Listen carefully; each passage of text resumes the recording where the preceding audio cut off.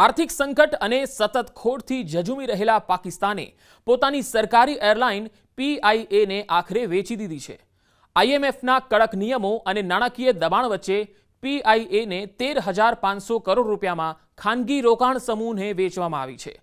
લગભગ 20 વર્ષ પછી થયેલા આ મોટા ખાનગીકરણમાં આરિફ હબીબ જૂથે બોલી જીતીને એરલાઇનનો અધિગ્રહણ કર્યો છે। પાકિસ્તાનના ગંભીર આર્થિક સંકટ વચ્ચે તેની સરકારી એરલાઇન પાકિસ્તાન ઇન્ટરનેશનલ એરલાઇન્સ એટલે કે પીઆઈએને આખરે વેચી દેવામાં આવી છે। સરકારે પીઆઈએને 13,500 કરોડ રૂપિયામાં વેચી દીધી છે, જે છેલ્લે લગભગ 2 દાયકામાં દેશની સૌથી મોટી ખાનગીકરણ પ્રક્રિયા માનવામાં આવે છે। આંતરરાષ્ટ્રીય નાણાં ભંડોળ આઈએમએફના કડક નિયમો અને સતત વધી રહેલા નુકસાનના દબાણમાં આવીને આ નિર્ણય લેવામાં આવ્યો છે। ખુલ્લી હરાજી પછી રોકાણ જૂથ આરિફ હબીબ કોર્પને એરલાઇનનો નવો માલિક પસંદ કરવામાં આવ્યો છે। હવે એ જાણીએ કે આખરે કેવી રીતે થઈ પીઆઈએની ઐતિહાસિક હરાજી। પીઆઈએની હરાજી પ્રક્રિયા પાકિસ્તાનના પ્રાઇવેટાઇઝેશન કમિશન બોર્ડની દેખરેખ હેઠળ 2 તબક્કામાં થઈ।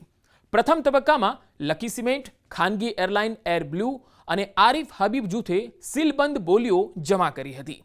શરૂઆતના રાઉન્ડમાં એર બ્લુ નિર્ધારિત લઘુત્તમ કિંમત કરતાં ઓછી બોલી લગાવીને રેસમાંથી બહાર થઈ ગઈ।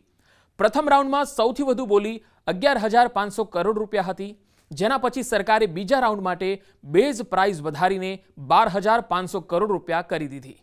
આખરે ખુલ્લા ઓક્શનમાં આરિફ હબીબ જૂથે 13,500 કરોડ રૂપિયાની બોલી લગાવીને પીઆઈએને ખરીદી લીધી।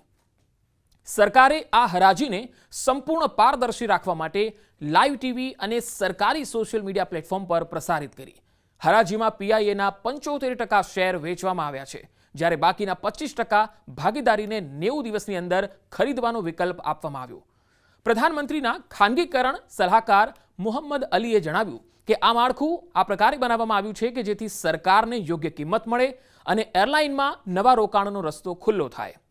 પાકિસ્તાની સરકારનું કહેવું છે કે પીઆઈએને વેચવાનો હેતુ માત્ર નુકસાનથી છુટકારો મેળવવાનો નથી, પરંતુ રાષ્ટ્રીય એરલાઇનને ફરીથી તેની જૂની પ્રતિષ્ઠા અપાવવાનો છે। નાણામંત્રી મોહમ્મદ ઔરંગઝેબે કહ્યું છે કે આજે હરાજીમાં ભાગ લેનારા તમામ પાકિસ્તાનના જ હતા અને જે કોઈ હરાજીમાં જીતે એમાં જીત પાકિસ્તાનની જ છે। તેમનું માનવું છે કે જો એરલાઇનને 18 વિમાનોથી વધારીને 30થી 40 કરવું હોય તો ખાનગી રોકાણ અત્યંત જરૂરી છે। સરકારને આશા છે કે આ સોદાથી ભવિષ્યમાં વિદેશી રોકાણકારોનો વિશ્વાસ પણ વધશે અને પીઆઈએને નવી ઉડાન મળી શકશે।